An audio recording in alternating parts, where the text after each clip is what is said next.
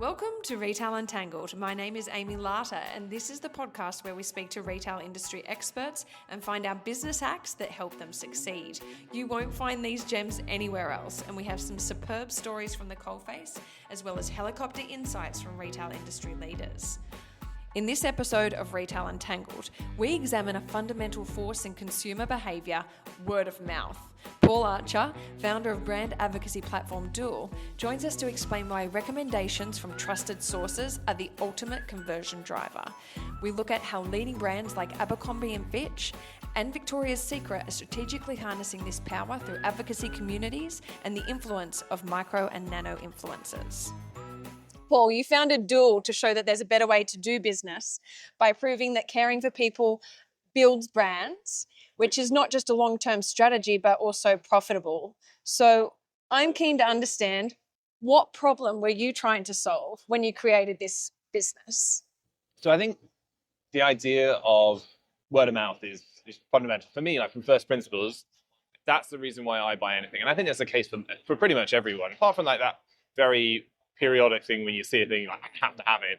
Almost every other considered purchase, you've done it because someone you know, love, respect says, I love this product. It's the one I use. I think it's great for whatever reason. And then you go and buy that. You know, that builds up. You don't have to worry about building trust or anything. You just get instant trust. You go and make a purchase.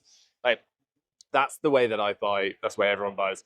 However, if you look at pretty much any marketing budget, particularly when we started our Duel in sort of 2018 or so, pretty much 0% was spent on advocacy and word of mouth and trying to actually drive that kind of behavior. And it just felt so fundamentally upside down that like there was just a massive, massive opportunity for it.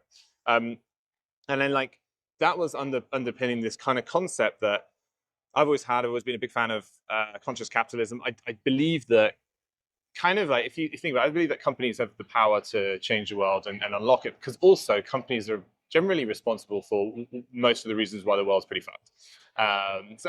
So if you think about it, like everything from global warming to people being awfully treated, or to just like governments being lobbied in bad ways, always at the heart of it, there's a company that's acting like an absolute psychopath in the middle of it. And I think that if you can figure out a way that you can suddenly turn that around so that the company isn't just obsessed with sales and shareholder returns, they're actually building something for the long term. They're building brand, they're building reputation, optimizing for people telling other people how great they are, and that what that means, they would build that company completely differently. They wouldn't engage in all those kind of behaviors. So deep in the motivation of what we do is that if we could make that something you can measure, you can manage, you can scale, that word of mouth, that advocacy, just like you can with every other marketing channel, then actually the companies will be built in a way that's better for the world. And so that's was the original idea behind it. Turns out it's really bloody hard to do. Like, otherwise everyone would have done it and it wouldn't be 0% of the budget. And so we've been really kind of like working at this in loads of different ways and have identified that top 1% of brands that grow incredibly fast, they all share the same tenets. And these are all the same sort of things that compound to drive word of mouth. And so what we're trying to do is how do you encapsulate that? How do you help brands understand what that looks like? And then how do you start to scale it? And that's where the software bit comes in. Smart. So with organic traffic down, and we've actually been talking a lot about this in other podcasts here at Shoptalk. So traffic's down, paid social costs higher than ever. There is, and it seems like the time is right to use brand advocates as an acquisition channel, because it's just becoming so hard and so expensive to acquire new consumers or customers. It feels though that what you're talking about is somewhat untapped. What's holding retailers back? I think like one of the things I've realized, particularly when you look around this show and you see all these stands and you realize how people do it, it's just like the vast majority of marketing is a bit crap. Really think about it. Like, it's not actually doing what it's supposed to do. It's generally just people doing what everyone else says they should be doing because that's like the standard playbook, and they're not going to get fired for it. But the things that are really, really moving the needle very rarely are the things that everyone else is doing. Kind of like the kind of marketing 101 is to be different. And so when marketers are trying to evolve to adapt to this new way of thinking, like, they have just about got their head around the idea of influencer marketing and what they're trying to get for. But they've completely missed the point. The reason why influencer marketing worked and does work when it does work is because it's a true fan talking about a brand in a really authentic way. And some of those people have a massive audience, and therefore it's driving a ton of revenue and sales, and everything's great from it when it's real. But most of it isn't like that. Most of it is someone who's been found on a marketplace who's like, hey, pay me to pretend to like your brand for the right price. And then they go to their fans. It's like, I like this insert brand here. How authentic.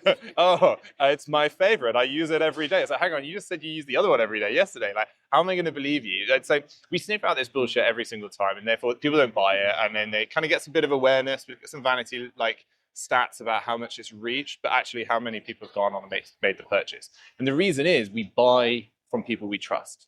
And so we trust people who are real, who are authentic, who like are talking about something with that level of passion and intensity that we're like, hell yeah, I'm going to get after that. And it drives us to make that purchase. But if you don't have that, you don't get it. So what you would then find is like most influencer marketing, what they're trying to do is just a waste of time. And then there's a few brands that instinctively get it right. And they're not following a playbook. They're just going, well, like, who loves my brand?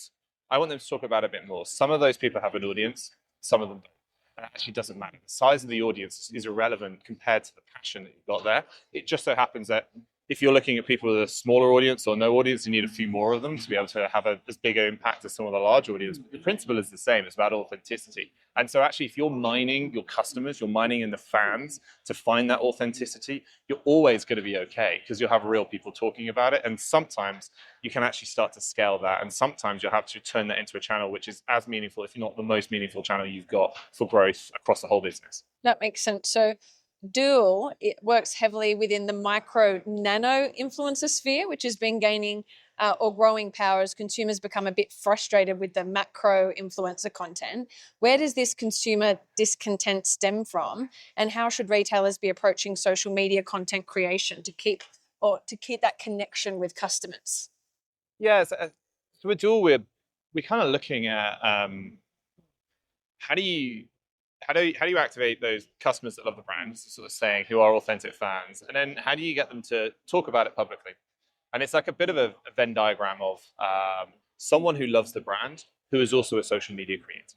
The way the brands then are sort of leveraging this effect of mining your customer base to actually drive reach, particularly the largest opportunity, as he's saying, that is in that micro space, because those people are priced better. Really, if you've got a large audience, generally there's quite a lot of ego involved. There's a lot of negotiations, there's management, there's agents, there's all sorts of stuff like that. And that's pretty well saturated with all the really big brands. And actually, the people who are left under there to actually make it this cost-effective channel are offering the smaller side of things, which is why brands are throwing themselves into this.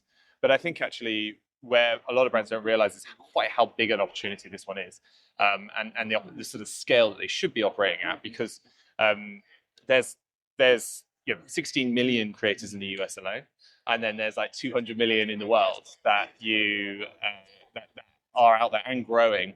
And it's about 1 in 4 if you're popular of your customer base. And particularly, we work with large brands, right? So we work with the biggest beauty and fashion brands in the world, all of whom have a minimum of 100,000 of these people. Like 100,000 people who are fans, authentically love the brand, and are actively creating content. Some of them will have decent sized audience, tens of thousands. Most of them will have smaller audience, 1,000, 2,000, 3,000, that kind of thing, but still meaningful. If you can get 100,000 people with 2,000 followers to talk about your brand, you don't need to do any of the marketing. That's you made. So you're saying start with your customer base as opposed to 100%. The other way around? Start and end. Don't bother with anything else. Yes, if you're a very, very small brand and you're trying to hustle your way out there, like, this isn't a good channel for you. You should be hustling the founders should be speaking to every person, getting them to buy the product. That's where you would live there. But if you are at a critical mass, you have hundreds of thousands or millions of customers, you do not need to do anything else. You have enough people that are based within that population who can get out in there and hustle. You probably just haven't given them the opportunity to, and you're not also engaging with them in a way which is meaningful to them. So they're getting value from you. And what do I mean by value is, like, A, you're giving them a remarkable experience that they feel compelled to remark upon it.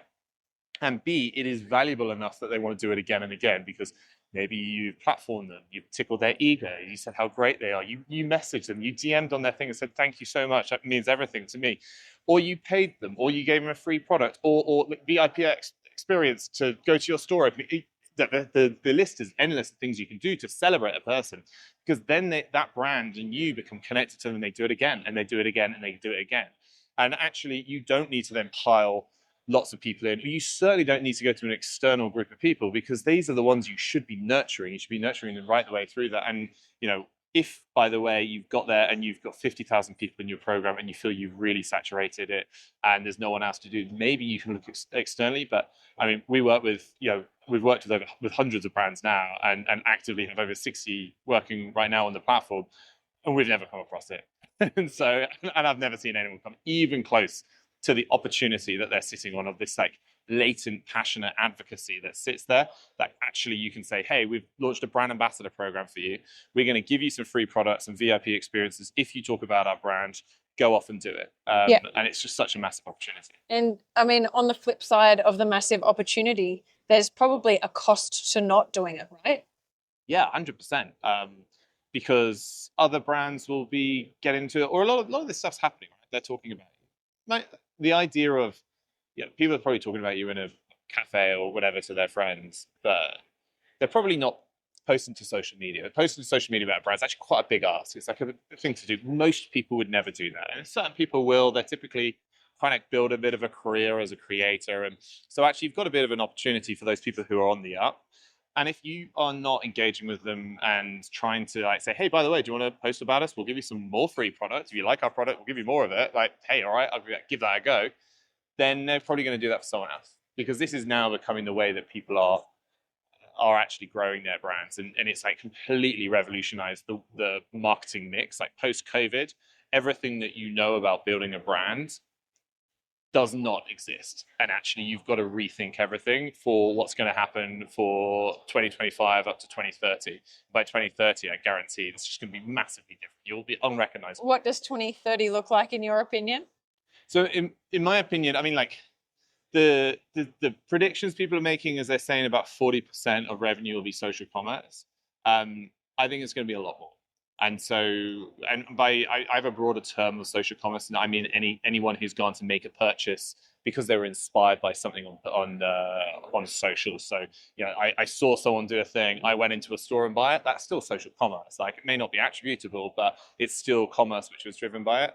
And the way that kind of attentions have shifted since COVID. I mean, obviously it used to be publishers and newspapers and TV and everything like that. And the whole marketing game was to buy into that attention, ads and various things like that, advertorial, PR and things like that, old school ways of doing things.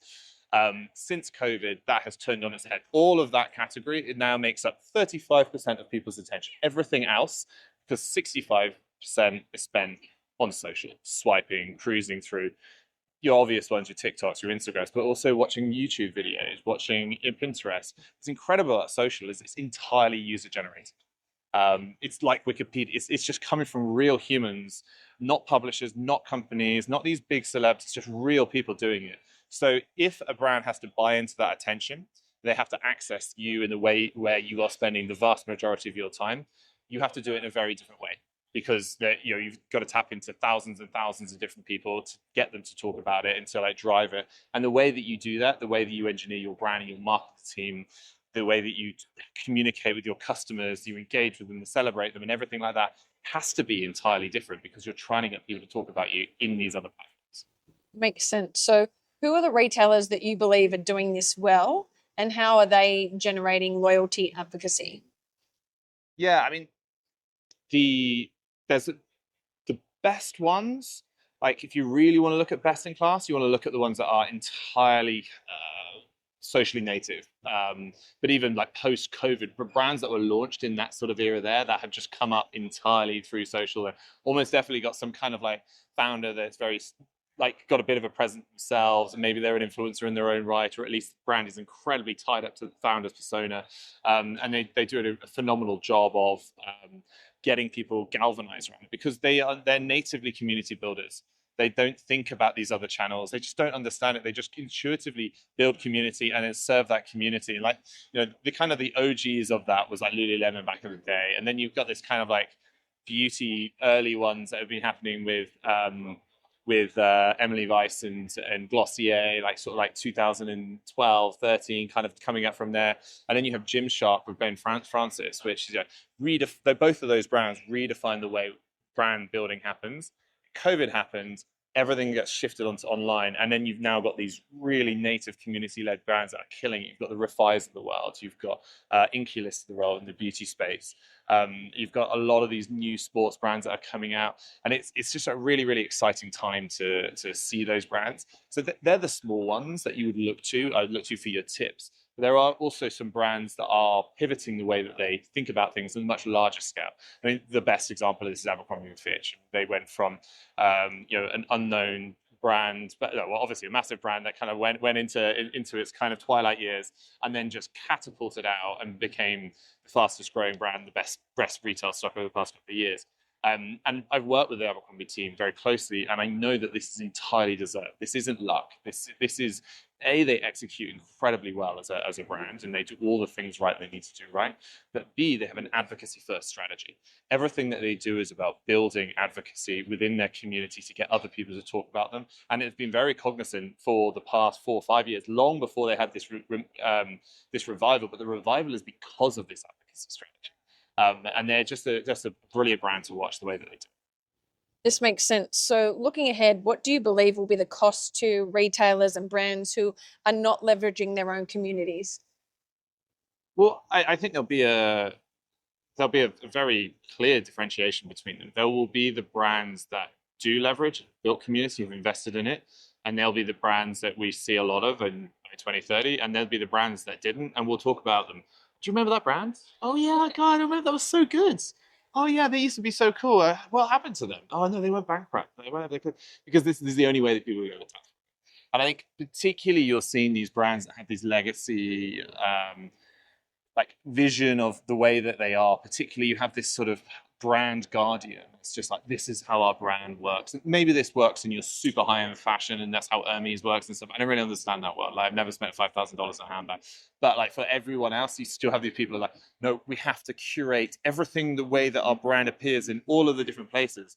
Actually, that was fine in 2010 when you controlled all 3 of places your brand would show up. Your brand is now showing up across 10 different social platforms, and on each one of those, hundreds if not thousands of times a day with different individuals that are talking about the brands. You do not have control, and that any semblance you may have that you have control is completely wrong. You've got to just lean into the fact that other people own your brand narrative now. They will be telling it in the way they are, and you've got to embrace that and sculpt it and earn the right for someone to talk about you in a way that's meaningful, because you can't control it. And the more you try and control it, the more you're going to stifle that. And the more you kind of just allow people to take that and run with it and take it and make your brand their own and co-create it in a way that's meaningful, the more you're going to thrive. Yeah, that makes sense. And so for brands that aren't doing this well, but want to or hear this and say, okay, super important, we want to exist in 2030, what would your advice be in terms of kickstarting this type of approach? So I think it would go back to, so I think there's like 5 core principles or pillars to this that a brand should do, and maybe think about it in order, because actually brand advocacy is a philosophy as much as it's anything else. It's a mindset and an approach of how a brand should be and how it should be built. And it starts with a very clear purpose and a why. And if the brand has no why that people can't understand, then who's going to get behind your brand if they don't know why you exist, right? So if you don't know why you exist, no one else does. They don't care. They won't talk about you. So start with that, get that sorted. And if it's really hard to figure out, then probably that brand's doomed in the first place, right? That's fine. Not much we can do about that. The next bit is looking at that customer experience and creating that remarkable nature that we sort of talked about earlier that makes people feel compelled to talk about it. And that's everything from the comms, from the communication to the product itself, to the way that you engage and service. All of this is really think about how do you make that magical and really be very empathetic about the way that you show up so that people feel that you recognize them. The third one is your employees. And this is one of the areas that I always see overlooked. And your employees should be your number one advocates because they are the voice piece. Even sometimes with a retail brand, most of the retail brand, that's just store associates, and they're an obvious front. But a lot of D2C brands, they're also your first point of contact. They're writing every bit of copy that they do. They sculpt it, they design it.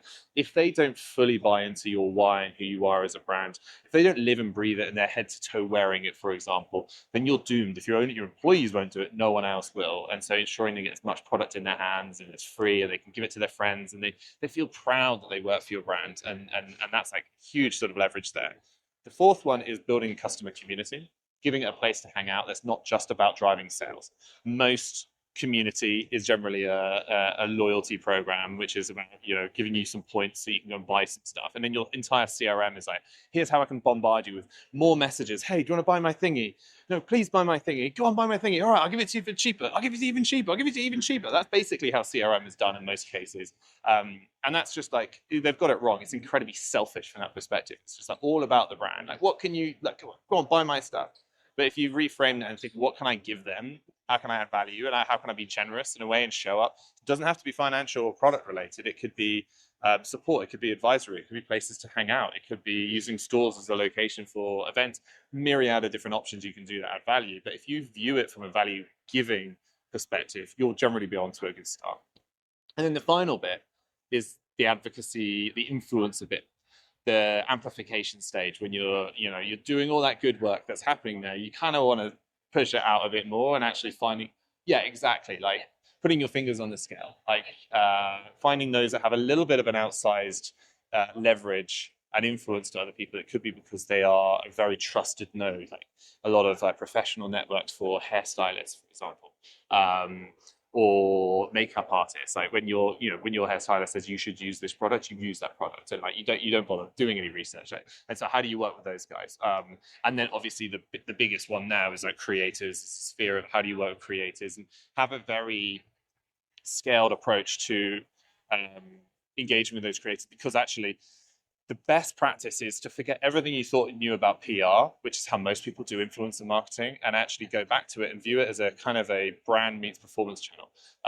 Like get your CRM team to start thinking about it. View all the different segments of different creators that you could have under there. It's like the small ones, the big ones, the ones based in this location, the ones based in that location, those that are on brand and great at content creating, those that aren't but drive us a lot of revenue because of the traffic, right? All are part of the family, and all you need to show up for them in a different way. So build a strategy that engages with all of these sort of micro sub communities that sit under your brand network. And if you get that bit right, as well as doing the prior 4 sort of stages to that, you cannot fail. Like, you're going to be absolutely flourishing.